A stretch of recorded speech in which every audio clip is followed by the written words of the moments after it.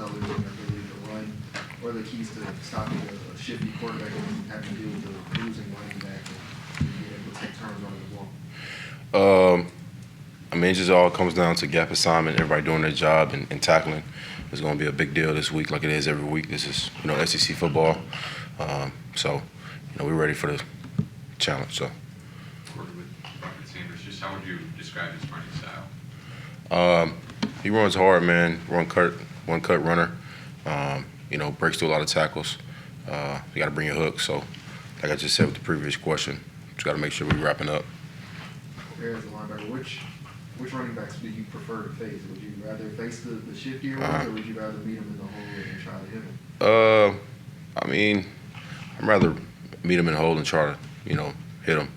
That's really my preference, but, I play linebacker. It doesn't matter what running back it is. So, yeah, I hope that answered your question. There's a sense of pride for the defense as you see. I mean, the offense is struggling through some injuries. You guys have a mindset of, hey, let's step up, let's help them out. Yeah, man. I mean, I don't think it's necessarily stepping up. I think it's just doing our job. We're firefighters. We're supposed to go and put out the fire whenever our name is called, and, that's our job, So we understand that we have to play well, even if the offense is doing well or they're struggling. And the offense understand they have to play well if we're struggling or we're doing well. So we just do our job, and we did a very good job at that last week. And we're looking forward to stacking another week of practice and doing it this Saturday.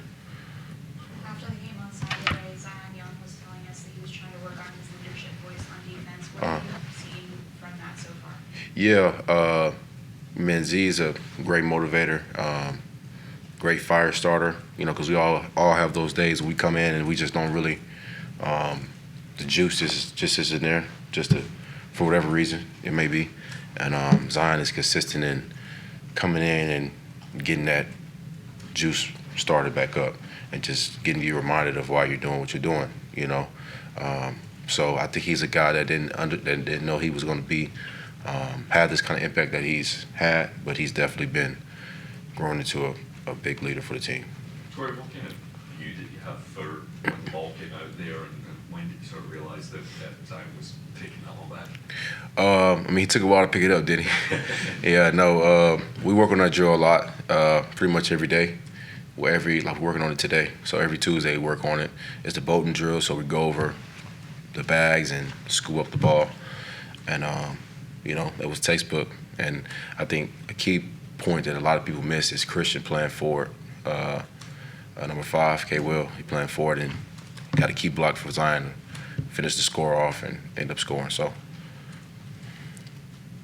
Corey, can you talk a little bit about Chris McClellan, what he's done for the defensive line coming in his first year here, and how he's been really a staple figure for them?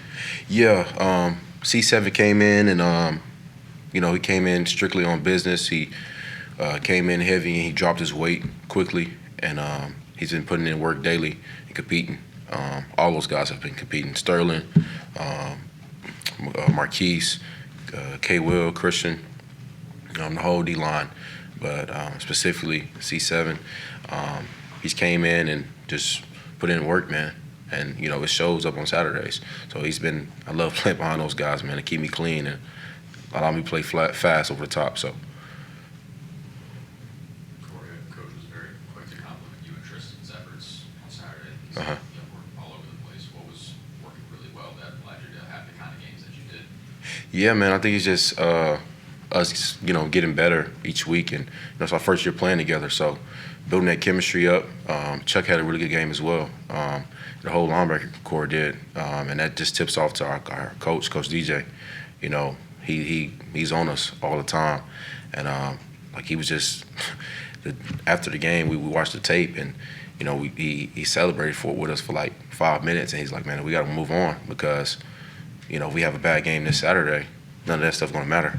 So that's the thing about college football, man. You got to just move on to the next week. And our coach, Coach DJ, he does a hell of a job, man, at getting us prepared for each week and staying on us and making sure we stay consistent. So tips off to him.